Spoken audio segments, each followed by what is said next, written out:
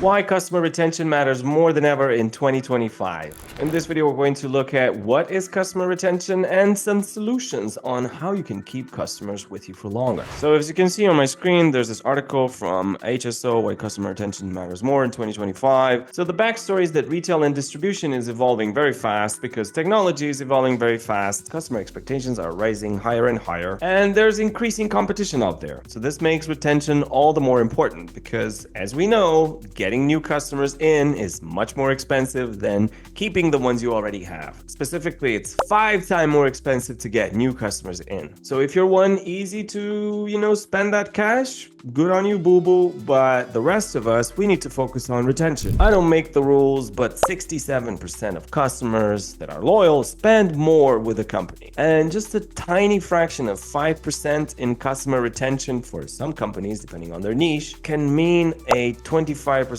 to 100% increase in profits. By the way, my name is Dominic. I'm a customer experience enthusiast. I've been one for the past 15 plus years, 11 years as a Zendesk consultant, and I run into customer retention issues all the time. So some of the keys in customer retentions are rising competition and the market saturation. Whatever you do, there's somebody else that can do it cheaper. So if you don't offer a good experience to your existing customer, then they will jump ship to your competition. So competition is good because it creates better offers, but it's also putting a lot more pressure on you, which is a good thing and a bad thing. It's a good thing because it keeps you on your toes, and it's a bad thing because it keeps you on your toes.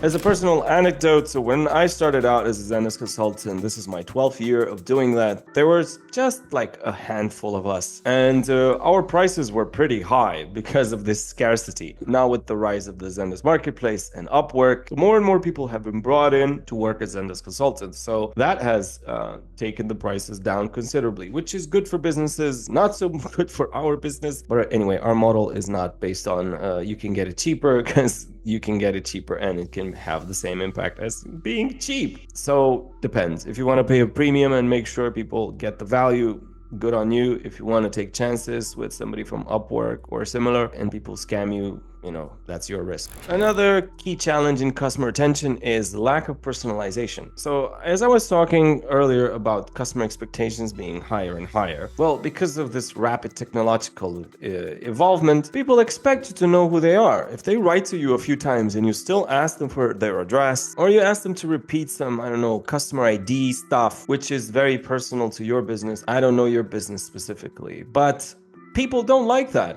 How would you feel if you go on 5 dates and the person across from you says, what was your name again? So that's why it's important to invest in personalization, and having a good customer service tool and the customer experience strategy to oversee everything is key for omnichannel integration. So customers interact with you through your website, your mobile app, your physical store, social media. So there's a plethora of options. Now, if you keep all of these in separate buckets and a tool for each to save on cash, well, you're gonna have a bad time because people are not going to stick around precisely for the reason of lack of personalization. Because if you have somebody's data in your call center but you don't have it in your bot system or in your social media, then you have somebody new all the time. And it's again that thing where you sit across from somebody at a date and they third and fourth date and fifth date in, they ask what was your name again? Ineffective loyalty programs. What are these guys saying? Traditional loyalty programs often fail to provide enough value to customer. If rewards are difficult to redeem or lack relevance, customers may not feel motivated to stay loyal. Yeah, I don't know. This one, I don't think so. This is bullshit, or in my view at least. Tell me in the comments why you think it's not. I don't believe in loyalty programs. I believe in delivering value, and people come back because of the value, not because of some loyalty whatever gimmick. All right, we talked about some of the challenges, but what are some solutions? All right, we've exposed some of the, where the bruise hurts, owie, but how do we fix it? By the way, if you enjoy the content, I'd be really grateful if you subscribe to this YouTube channel and you let me know what you think in the comments, and I will get back to you. I'd be really grateful, and thank you so much. So number one is personalized customer engagement. You have to have a good software.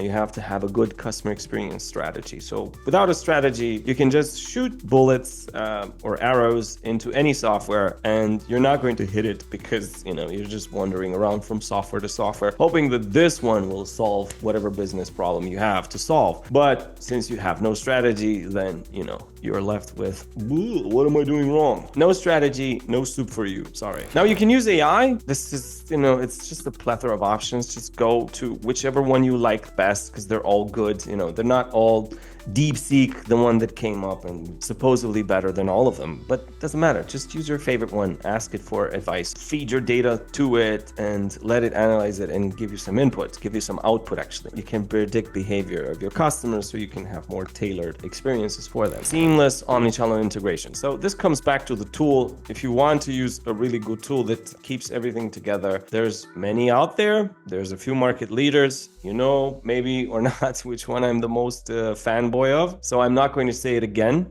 But all right, I'll say it again. Zendesk is very good because it keeps everything under one roof. There's Salesforce that does the same thing, which is a little bit pricier. But then there's a bunch of other options that you can go for. So I don't want to give advice on other smaller tools that you can use because I can't guarantee the results. I know these two do well, Zendesk and Salesforce. Zendesk even better. I've been doing it for so long, so it's just professional habit, so I know what it can do. I've been here for a long time. And third one, advanced loyalty programs. Bullshit. No, thank you. No, I don't believe this. I will change it to advanced value providence. I don't know if that sounds good, but advanced value delivery. Yeah, this one I like better. So if you bring a lot of value, people will come back. That's the essence of it. So if you solve real life problems, and if you build a product which is good, hopefully, it will never be perfect, but if you bring it to market and you solve some specific problems and you're honest about what you can solve